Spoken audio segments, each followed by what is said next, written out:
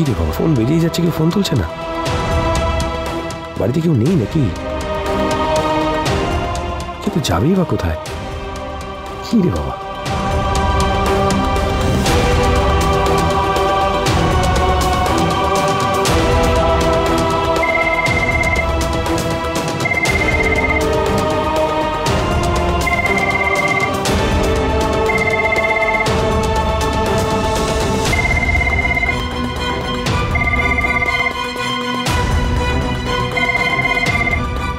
বাবা, ফোনটা তখন থেকে বাজুক, কেউ ফোন তুলবে না। সকাল থেকেই সাংবাদিকরা একেবারে মাথা খেয়ে নিচ্ছে। এত আজে বাজে প্রশ্ন আমি আর শুনতে পাচ্ছি না। এই বয়সে এসে আমাকে শুনতে হচ্ছে আমি নাকি মানুষ মারার ব্যবসা করছি। ছি ছি ছি।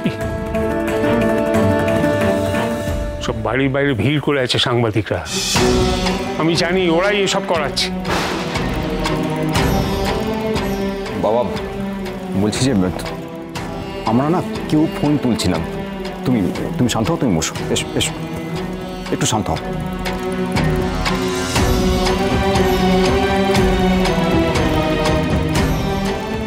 আমার মন বলছিল এই সময় যদি অগ্নি দাদু ভাইকে না, এটা করো না।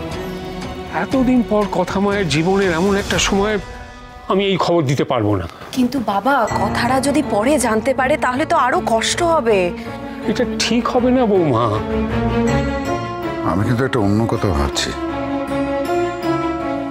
দু একদিনের মধ্যেই আমাদের কোম্পানি গো ফার্মাসিউটিক্যালস এর পেমেন্টের দিন। আজ অব্দি কখনো পেমেন্টের ডেট আমরা ফেল করিনি।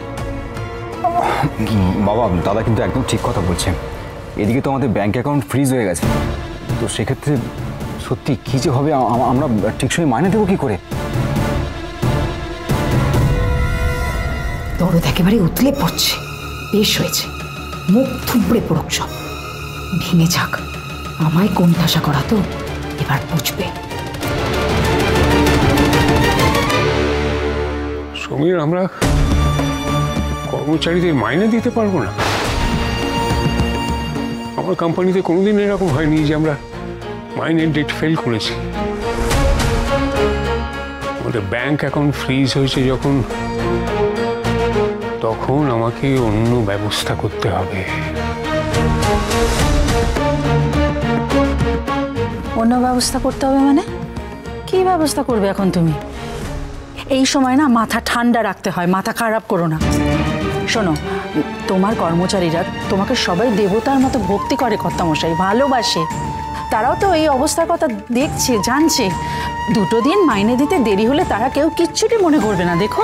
হ্যাঁ বাবা, মা একদম ঠিক কথা বলছে। তুমি তুমি এসব নিয়ে আর বাড়তি চিন্তা করো না। বাবা, আমি বলি কি, আপনার তো বয়স হয়েছে, আপনি এত চিন্তা করবেন না। দেখুন, দুদিন বাদে সবটা ঠিক হয়ে যাবে। তারপর না হয় ওদের মাইনেটা দিয়ে দেবেন আপনি। আর এই ব্যাপারটা আপনি নিজের মুখে ওদের বলুন, ওরা দেখবেন ভরসা পাবে। তা হয় না বউ, তা হয় না। আমি বিপদে পড়েছি বলে আমার কর্মচারীরা কেন?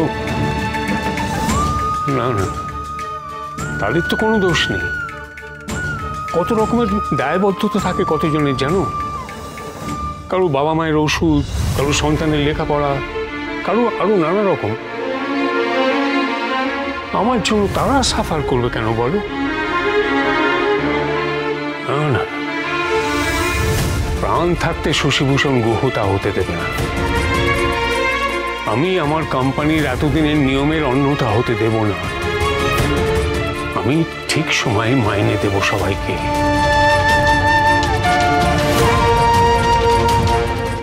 আমি এই গুহবাড়ি নিলামে তুলব।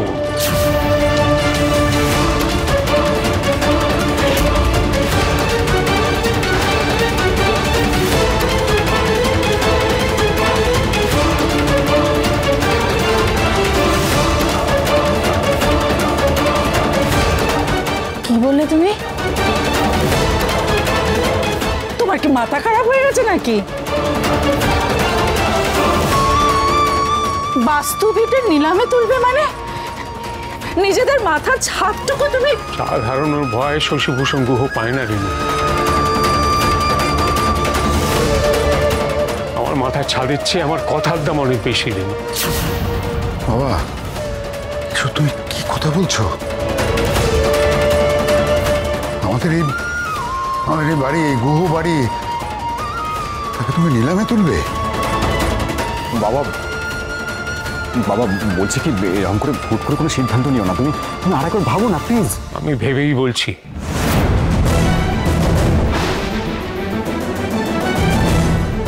আমি এই বাড়ি নিলামে তুলে আমার কর্মচারীদের মাইনে ঠিক সময় মতন দিয়ে দেব। আমার কর্মচারীরা পথে বসবে, আমার নাম, আমার মান সম্মান সব ভেসে যাবে। এটা আমি হতে দিতে পারি না।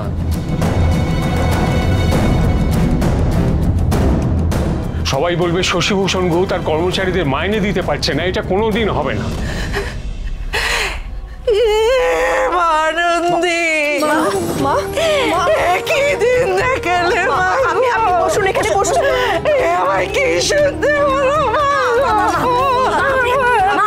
ভেঙে পড়বেন না মা, প্লিজ। এই যে আমার শ্বশুরের ভিটে গো, বিয়ে হয়ে ইস্তক আমি এ বাড়িতে, তোমরা বুঝতে পারছো?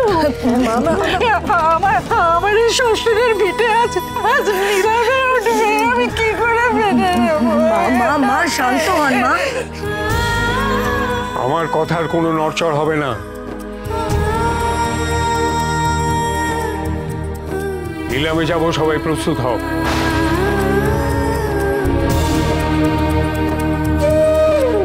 বাবা বাবা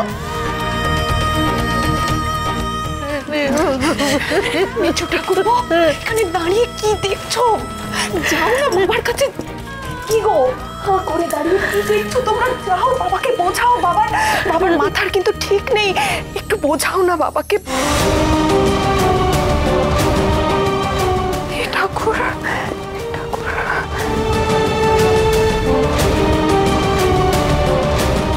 মা, মা, মা, আপনি কাঁদবেন না, এভাবে ভেঙে পড়বেন না মা।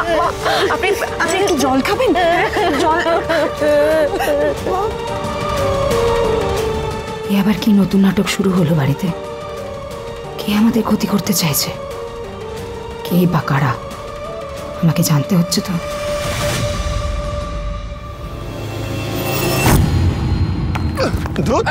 কোথায় দিচ্ছিস? সরি এই ফ্রেডি, বলটা পাস করতে। এই ফ্রেডি, আয় ওকে ছাড়, ওকে বলটা আন, যা তাড়াতাড়ি আয়, তাড়াতাড়ি আয়। কাজ নিজে কর। দেখুন একটু জল নিয়ে আয় না। চল। এই 1 মিনিট, নীলাদ্রি ভলিবল পরে খেলবি, এদিকে শোন। ওখানেও দেখলাম। আরে কথাকে বলছিলাম না সেদিনকে আমরা সবাই মিলে, যখন বললো যে এখানে টাওয়ার ধরে না, তো বাড়িতে যদি কোনো সমস্যা হয়, ওর আশঙ্কাটা কিন্তু অমূলক নয়। হ্যাঁ, কেন কি হয়েছে? মানে বাড়িতে ফোন করেছিলাম, কেউ ফোন তুলছে না। দেখলেন তো পাচক মশাই, আমি বলেছিলাম না যদি বিপদ আপদ হয় কি করে খোঁজ দেবে আমাকে। এবার কি মুশকিল, এত এক্সাইটেড হয়ে পড়ছিস কেন? সবসময় নেগেটিভ ভাবিস কেন? নিশ্চয়ই হয়তো দেখ এই সময় পাওয়ার জিতেছে, বাইরে খাওয়া দাওয়া করতে গেছে। না রে বাবা, তা সেটাই যদি হয় তো সবার কাছে তো ফোন থাকবে, মোবাইলটা তো থাকবে। আমি সবাইকে আলাদা আলাদা করে ফোন করেছি, কেউ ফোন ধরছে না। জেম্মা ঠিক আছে তো? মা আবার আকিব ভুলভাল ভাবনা চিন্তা করিস না, বিগ্রহ তো ঠিকই বলছে। প্রথমেই তো খারাপটা ভেবে নেওয়ার কোনো দরকার নেই। কিছুটা হয়েছে হয়তো, মানে কোথাও গেছে টাছে। মাও তো বাড়িতে নেই যে ফোন করে খোঁজ খবর নেব। আমি বলছি কি, আমাদের এখানে দাঁড়িয়ে আর আলোচনা করা ঠিক হবে না। আমরা বরং সবাই তৈরি হয়ে বেরিয়ে পড়ি। কথা তোমাদেরকে কোথাও যেতে হবে না। শোন বিগ্রহ, তোরা 2-1 দিন রিল্যাক্স কর, ছুটি কাটা। আমরা যাচ্ছি, গিয়ে দেখছি এমন কিছুই নিশ্চয়ই হয়নি। যদি এমার্জেন্সি হয় তোদেরকে আমরা ফোন করবো। কি অদ্ভুত কথা বলছিস, কি করে রিল্যাক্স করবো? তোরা ওখানে চলে গেলে এখানে আমাদের এমনি টেনশন হবে। তার থেকে বেটার সবাই মিলে একসাথে চলে একদমই তাই। চল রেডি হয়ে সবাই রেডি হয়ে চল। এই কথা চলে।